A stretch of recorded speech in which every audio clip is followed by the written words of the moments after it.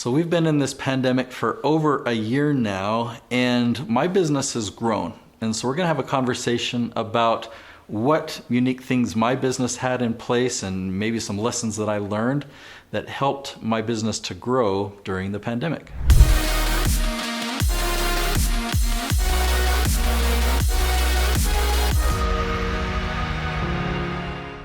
So I'm here with Nate, and I hesitate a little bit to talk about this because there have been so many people who've really been affected in a negative way by this pandemic.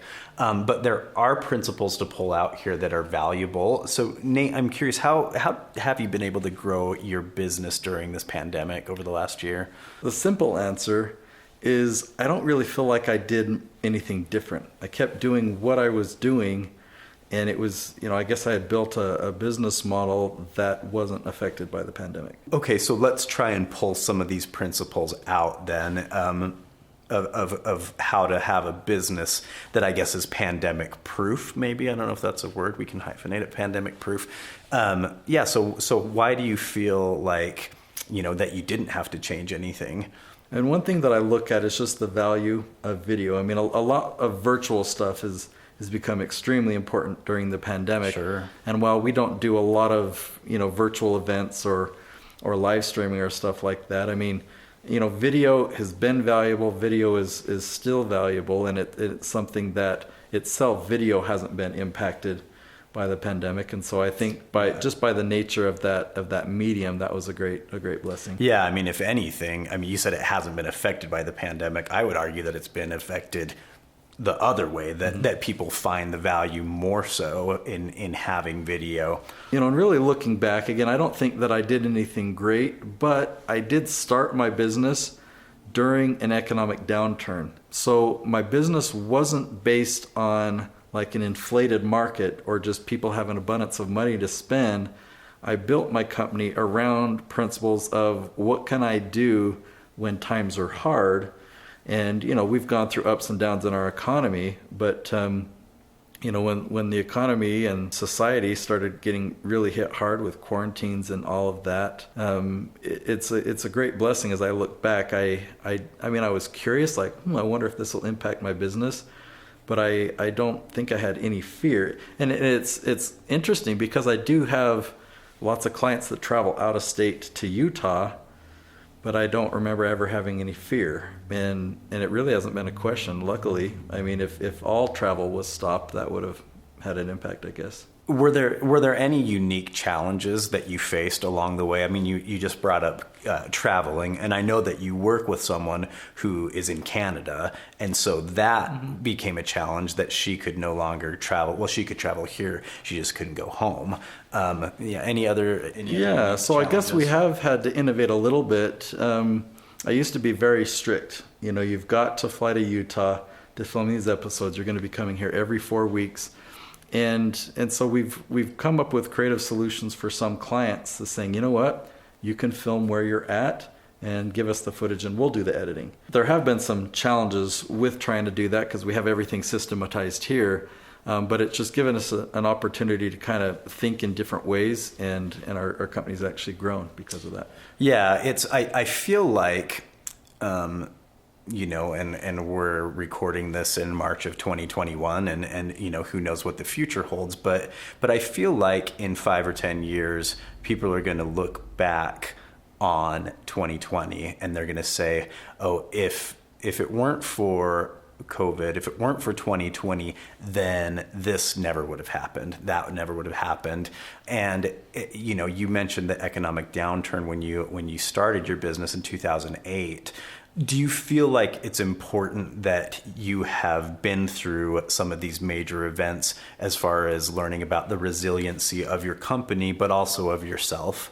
Yeah, I think that's one attribute that I have that I would say is pretty important in entrepreneurship and in business, and that's just, we'll call it stick-to-itness, because the first 8.5 years of my company were a major financial roller coaster. I might have a good month, but then that doesn't mean anything if you go 2 months with zero, right? It just means you spread it out. And Or you think, ooh, things are good, and so you buy something, and then you don't have any.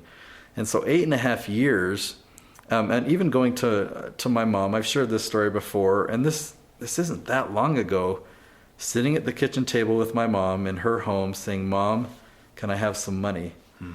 And, she says, Nate, why don't you just get a job? Mm.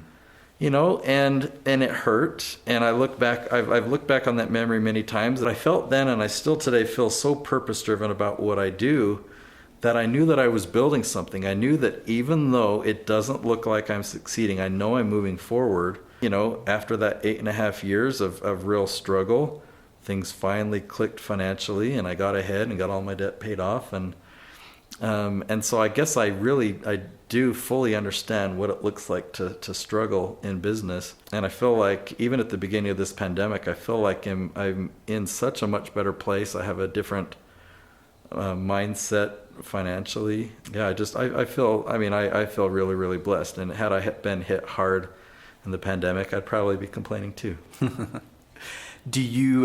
Was there any advice that you received during the pandemic that changed anything about the way that you do business? Well, I had a lot of people say, wow, I bet your business is, a lot of people are going to need video. And so I guess that, that kind of gave me hope with the other concerns we had, of church being shut down, school being shut down, and people not being able to travel and whatnot. And so, like, what's happening in this world? But yet people are saying, wow, there's going to be an increased need for video. So I think that gave me a little bit of hope. So hopefully this is all going to be over soon, and we're not going to have a worldwide pandemic, anytime. Let's knock on some wood somewhere. But are there things that you've learned about resiliency and about pivoting, about adapting, that you feel like you can take moving forward, or that anybody listening to this episode can learn and apply to their business? Well, I think one weakness that I'm more able to acknowledge now is just my stubbornness. I have a very specific reason why I do things the way that I do, why I set up my systems, why I film this way, why I film here, and why I use this camera. And I've learned of the importance of giving people what they're asking for, even though I feel like, well, this is what you need, and so this is only what I'm going to sell you, what I'm going to offer. Because when we came into the pandemic, and with some of the people, like we've talked about, that travel was a concern for a couple of them, or anyway, I've learned that while I still believe my ideas are good, it doesn't mean that my ideas are the only way. It's an interesting lesson to kind of learn through the struggle that we've had of this pandemic. And I hope that that's something that I can carry on, because I kind of see that as pride, the negative kind of pride, like my idea is the only way that can work, because we're working with some great clients, and I feel like I'm better able to serve their needs and kind of meet them at their level, versus, where I've had to turn clients away in the past. It's like it's my way or nothing at all.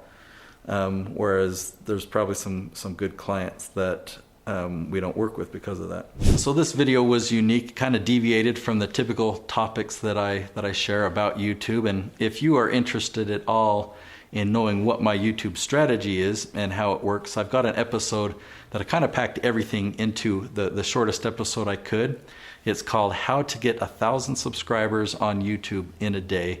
And you can watch that episode next just by clicking right up there.